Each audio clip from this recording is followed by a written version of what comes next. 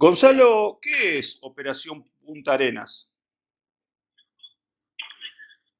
Operación Punta Arenas es muchas cosas. En principio hoy podríamos decir que es un mito olvidado de la resistencia peronista, pero en su momento fue un plan de fuga novelesca que sorprendió a todo el país, a toda Argentina, ¿no?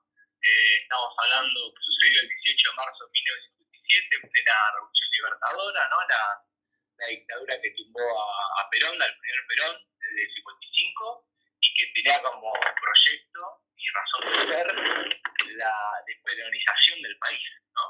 Entonces, donde había miles de dirigentes y militantes peronistas presos, seis dirigentes que son muy emblemáticos para la historia del peronismo, se fugan de la unidad 15 de Río Gallegos, ¿no? De Santa Cruz, en una zona sumamente inhóspita y lejana, ¿no? Como una zona que era totalmente impensable que alguien se podía fugar. Bueno, seis dirigentes se fugaron y bueno, generaron un quilombo tremendo en esa Argentina y bueno, y un hecho muy importante para el peronismo.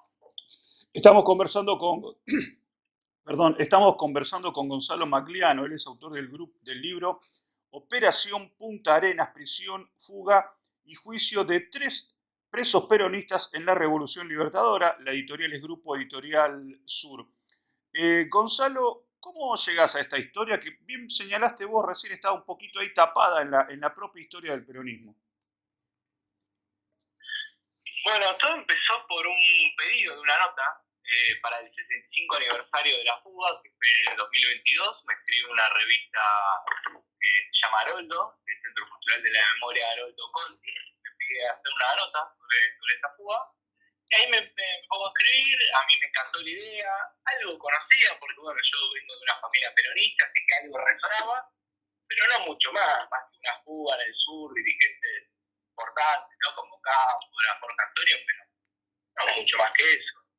Y bueno, ahí puse a investigar, escribí la nota, me entusiasmé mucho con la historia, y lo que rápidamente me doy cuenta es que no había nada hecho sobre esto, ¿no? Un hecho tan potente, ¿no? Una fuga en el sur con dirigentes tan importantes, que además estaba John William Cook, Guillermo Patricio Kelly, bueno, un hecho, viste, impresionante, pero no había nada, solo una película de ficción, que en realidad es una adaptación, no es exactamente los hechos reales, y bueno, acá hay una historia que contar, acá hay un libro.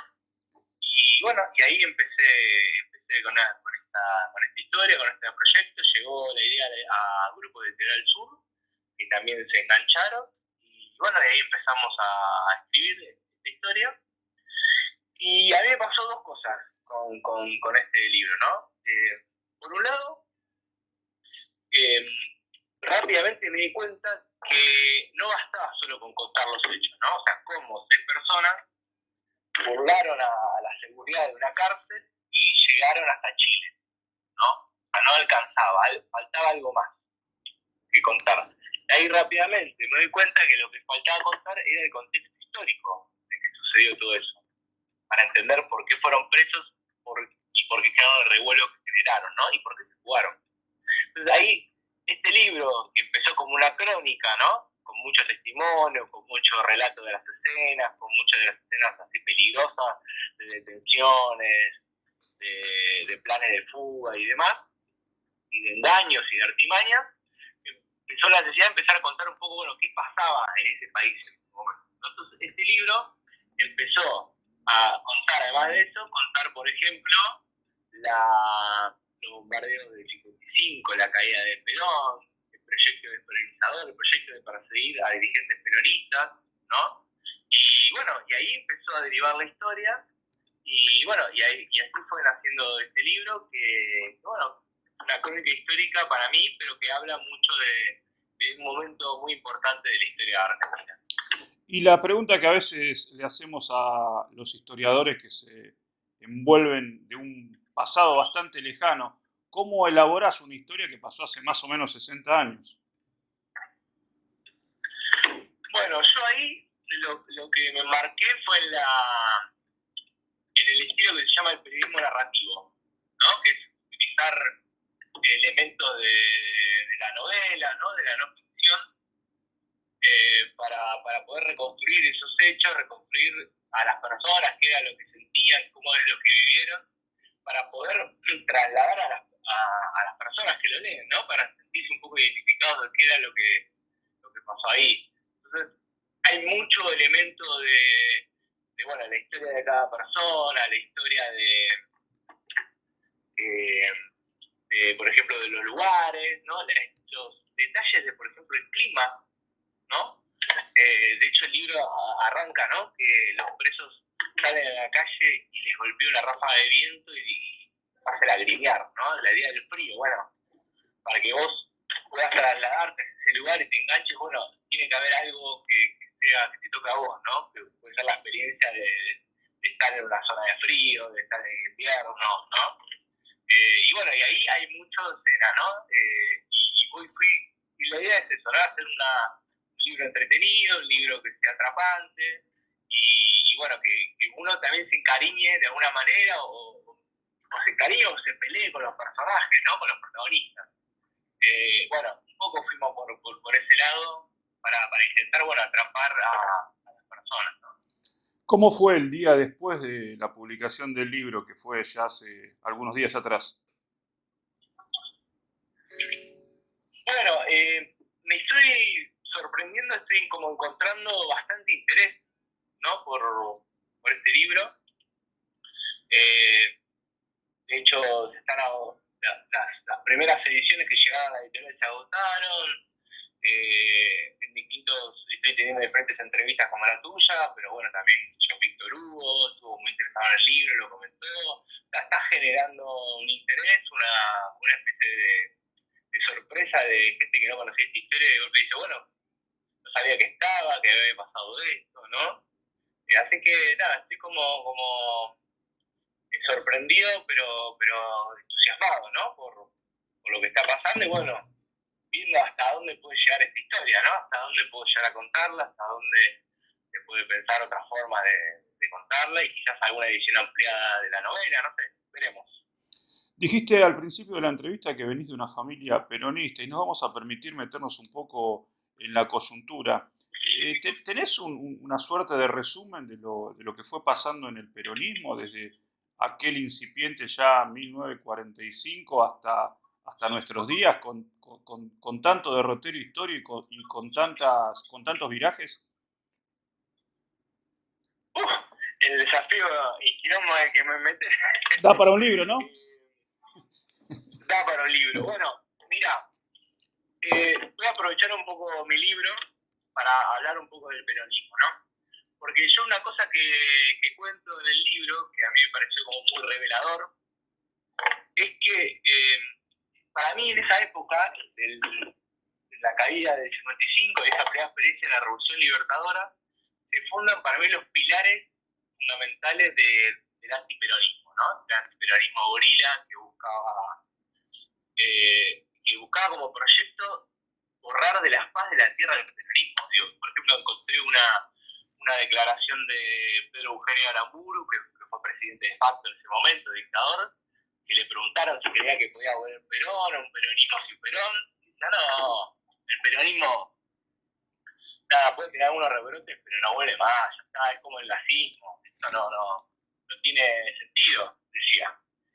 Y bueno, y sin embargo estamos acá, ¿no? Pero también está el antiperonismo, ¿no? Porque también en esa época se fundaron, digamos, ese discurso antiperonista y gorila, ¿no? De identificar el peronismo con la corrupción, con la ineptitud, con el farro, la demagogia, bueno.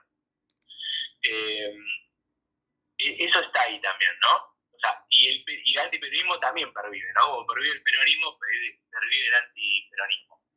Pero lo otro que me parece como revelador y pensar un poco a ver qué puede pasar hoy, es que en esa época realmente era muy oscura en la historia argentina. Realmente parecía que no había futuro para el peronismo. Estaba prohibido, proscripto, Perón estaba en exilio, y no solo estaba en exilio, sino era una especie de mancha venenosa. Había muchos dirigentes peronistas en ese momento que no querían saber nada con él, que decían que ya estaba terminado, de que había que hacer un peronismo sin Perón, bueno, lo hizo y lo dijo el propio Bandor, ¿no? Pero, sin embargo, esa identidad, había miles de peronistas de base, ¿no? De pie que no se negaban a dejar de ser peronismo. Y bueno, por lo que significó el peronismo, por los derechos que se conquistaron, por cómo ellos se sintieron reivindicados. Y los que mantuvieron vivo el peronismo fueron esas personas de a pie, ¿no? Esos militantes de base. Y en este caso, si bien eran dirigentes importantes, porque hablamos Jorge Antonio, bueno, gente importante, pero era gente que estaba en la lona total.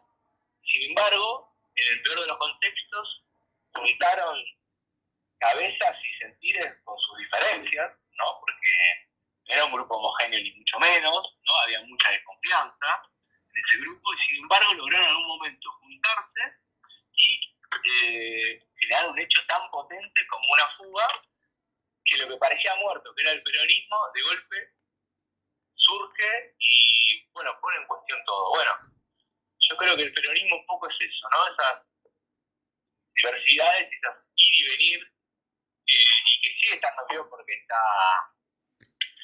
ahí, digamos, en las bases, ¿no? Gonzalo, la última pregunta tiene que ver con tu vida privada, con lo que haces normalmente para sobrevivir en esta Argentina. ¿De qué trabajás? ¿Cómo te ganas la vida en este 2025? Bueno, yo soy sobre todo periodista, trabajo en el ámbito financiero, soy subeditor y bueno, además escribo temas sindicales, así que nada, sigo muy de cerca todo lo que pasa con los conflictos sindicales, los despidos, la reforma laboral, bueno, nada, trabajo de eso luchándola, ¿viste? Porque las condiciones laborales no son las mejores, el sueldo no es el mejor y bueno, ahí la estamos remando con mi compañera, con mi pareja, que tenemos 2 hijos, así que bueno, más o menos nos la vamos rebuscando. Pero bueno, ahí, remándola. Y ahora, bueno, ahora con el libro, tratando de ver si se vende y podemos seguir haciendo esto que tanto nos gusta.